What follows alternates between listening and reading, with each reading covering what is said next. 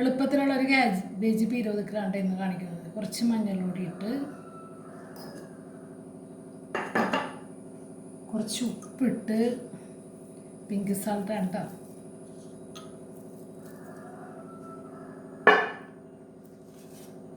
കുറച്ച് ചെറിയ ഉള്ളിയും പച്ചമുളകും വെളുത്തുള്ളി അരിഞ്ഞതെല്ലാം കൂടി ഇട്ട്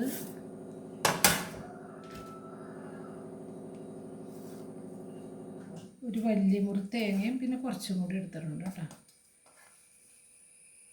ഇതെല്ലാം കൂടി ഒന്ന് തിരുമ്മി വെക്കും ആദ്യം. അതിന് ശേഷമാണ് നമ്മൾ കടുക് പൊട്ടിച്ച് ഇത് വേവിച്ചെടുക്കുന്നത്.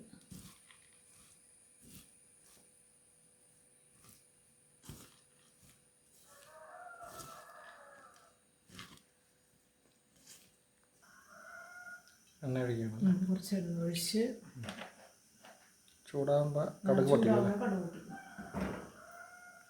ഇപ്പോൾ നമ്മളത് കടുക് പൊട്ടിക്കേണ്ട.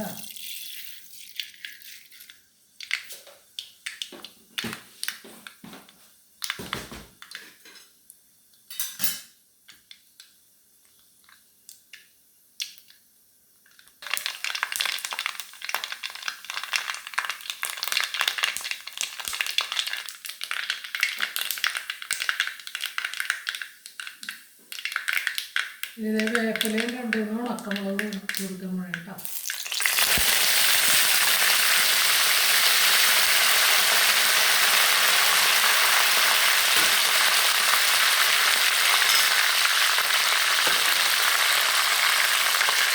പിന്നെ നമ്മൾ അരിഞ്ഞ് വെച്ച കാബേജ് ചീര എല്ലാം കൂടി മിക്സ് ചെയ്താണ് കിട്ടുന്നത്.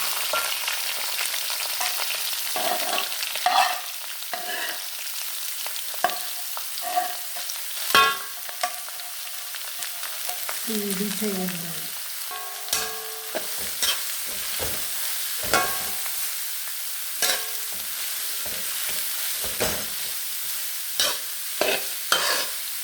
അപ്പം നമുക്ക് ഇത് വെന്ത് കഴിയുമ്പോൾ നമുക്ക് ഉപ്പൊക്കെ പോരായെങ്കിൽ നമുക്ക് ഇട്ട് കൊടുക്കാം കേട്ടോ.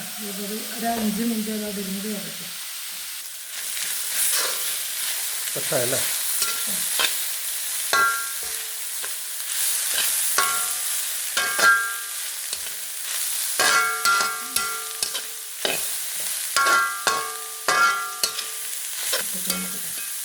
ഇതൊന്ന് ടേസ്റ്റ് ചെയ്ത് നോക്കട്ടെ.